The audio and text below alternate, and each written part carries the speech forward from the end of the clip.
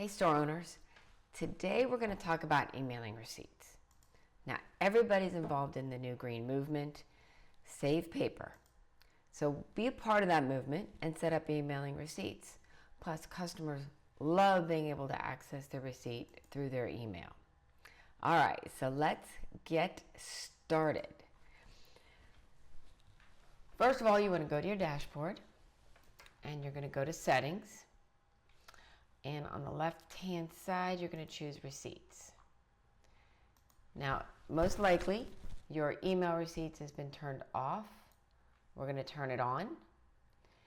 You're going to give the opportunity, you're going to enter your store name here as the subject line.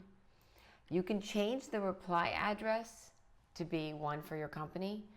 Keep in mind, it comes from the Heartland domain servers, so the no reply will keep it from being flagged or put in the spam, okay? So once you've done this, you press save, and let's see how it looks in the point of sale. All right, we're gonna make sure that we choose a customer. All right, we're gonna go and find an item. Let's see. I know I've got a bunch of beach items in here that I haven't rung up in a while. We'll choose these beach sandals. All right, so we have a pair of beach window sandals. Looks like we have a discount going on, so that's already been entered in. We're going to tender the sale, paying cash.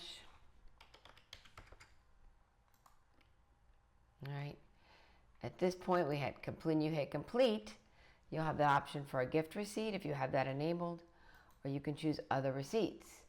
At this point, you'll confirm the customer's name and you'll confirm their email address.